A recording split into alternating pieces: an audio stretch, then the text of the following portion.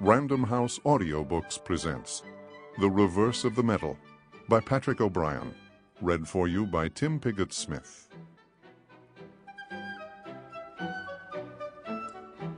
The Reverse of the Medal. The West Indies squadron lay off Bridgetown, sheltered from the northeast trade wind and basking in the brilliant sun. It was a diminished squadron, consisting of little more than the ancient Irresistible, wearing the flag of Sir William Pellew, red at the fore, and 2 or 3 worn-out, undermanned sloops, together with a storeship and a transport. For all the seaworthy vessels were far away in the Atlantic or Caribbean, looking for the possible French or American men of war and the certain privateers, numerous, well-armed, swift-sailing and eager for their prey, the English and Allied merchant ships. Yet although they were old, they were a pleasant sight, lying there on the pure blue sea, as outwardly trim as West Indies spit and polish could make them.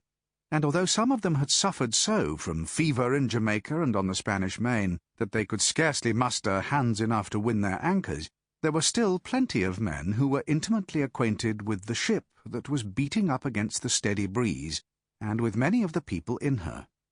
She was the Surprise, a 28-gun frigate that had been sent to protect the British whalers in the South Seas from the Norfolk, an American man-of-war of roughly equal force. The Surprise was even older than the Irresistible. Indeed, she had been on her way to the breakers' yard when she was suddenly given the mission. But, unlike her, she was a sweet sailor, particularly on a bowline, and if she had not been towing a dismasted ship, she would certainly have joined the squadron a little after dinner. As things were, however, it was doubtful whether she would be able to do so before the evening gun. The Admiral was inclined to think that she might manage it, but then the Admiral was somewhat biased by his strong desire to know whether the Surprise had succeeded in her task, and whether the vessel she had in tow was a prize captured in his waters, or merely a distressed neutral or a British whaler. In the first case, Sir William would be entitled to 1/12 of her value, and in the second, to nothing whatsoever. He was also influenced by his ardent wish for an evening's music. Sir William was a large, bony old man, with one forbidding eye. He looked very much the practical seaman, but music meant a great deal to him, and it was generally known in the service that he never put to sea without at least a clavichord. It was also known that the Admiral was fond of beautiful young men, but as this fondness was reasonably discreet, the service regarded it with tolerant amusement, much as it regarded his passion for Handel. One of these beautiful young men, his flag lieutenant, now stood by him on the poop, a young man who had begun naval life as a reefer so horribly pimpled that he was known as Spotted Dick, but who had suddenly blossomed into a sea-going Apollo. A sea-going Apollo perfectly unaware of his beauty, however, attributing his position solely to his perfectly genuine professional merits. The Admiral said, "It may very well be a prize." He gazed through his telescope, and then, referring to the captain of the Surprise, he added, "After all, they call him Lucky, Jack Aubrey, and I remember him coming into that damned long narrow harbour of Port Mahon with a train of captured merchantmen at his tail like Halley's Comet. That was when Lord Keith had the Mediterranean command. Aubrey must have made him a small fortune, a very fine eye for a prize. But I was forgetting, you sailed under him, did you not?" "Oh, yes, sir. Oh, yes, indeed. He taught me all the mathematics I know, and he grounded us wonderfully well in seamanship. Never was such a seaman, sir. That is to say, among post-captains." The Admiral smiled at the young man's flush of candid admiration, and as he trained his glass on the Surprise once more, he said, "He's a tolerably good hand with a fiddle, too. We played together all through a long quarantine." But the flag lieutenant's enthusiasm was not shared by everyone. Only a few feet below them, in his great cabin, the captain of the Irresistible explained to his wife that Jack Aubrey was not at all the thing, nor was his ship.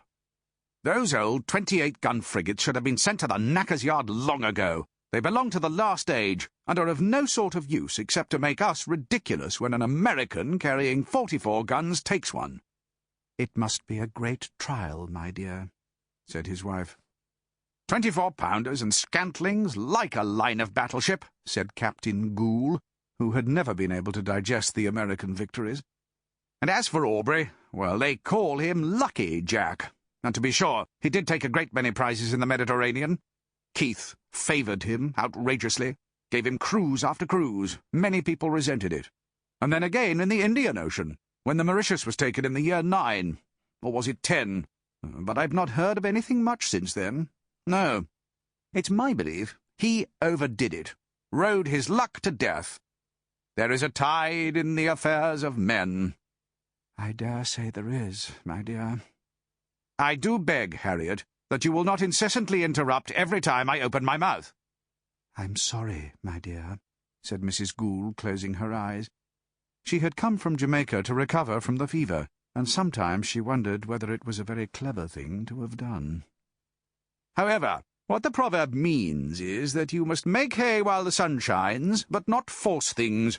The minute your luck begins to turn sullen, you must strike your topgallant-masts down on deck, take a reef in your topsails, and prepare to batten down your hatches. But what did Jack Aubrey do?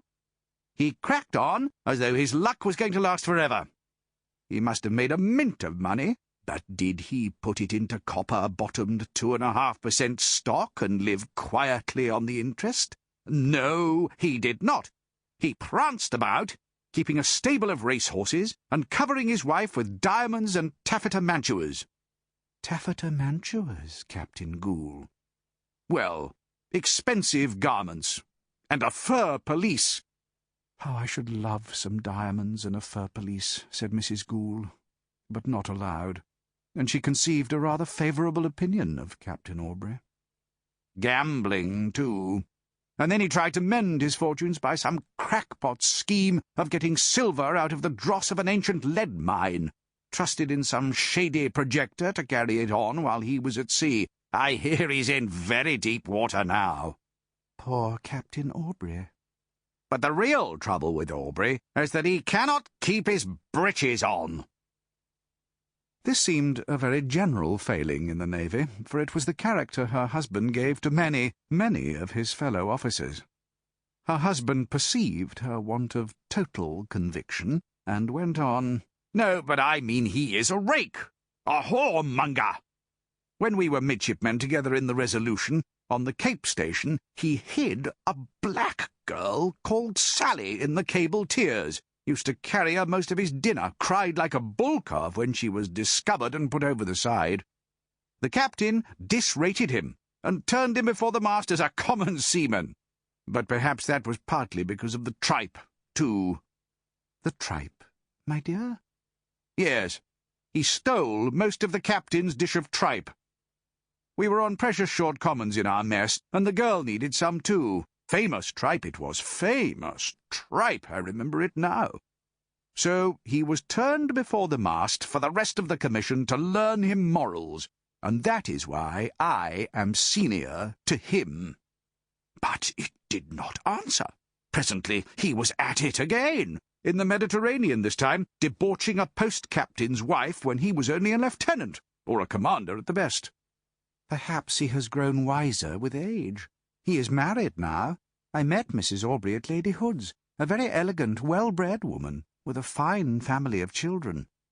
Not a bit of it, not a bit of it. The very last thing I heard was that he was careering about Valletta with a red-haired Italian woman. No, the leopard don't change his spots. Besides, his father is that mad, rakish General Aubrey, the radical member that is always abusing the ministry. And this fellow is his father's son. And now he's going to dismast himself. See how he cracks on. He'll certainly run straight onto the Needham's Point Reef. He cannot possibly avoid it." This seemed to be the general opinion aboard the flagship, and talk died away, to revive some minutes later in laughter and applause as the Surprise, racing towards destruction under a great spread of canvas, put her helm a-lee, hauled on an unseen spring leading from her larboard cathead to the tow-line, and spun about like a cutter. "I've not seen that caper since I was a boy," said the Admiral. Sample complete. Ready to continue?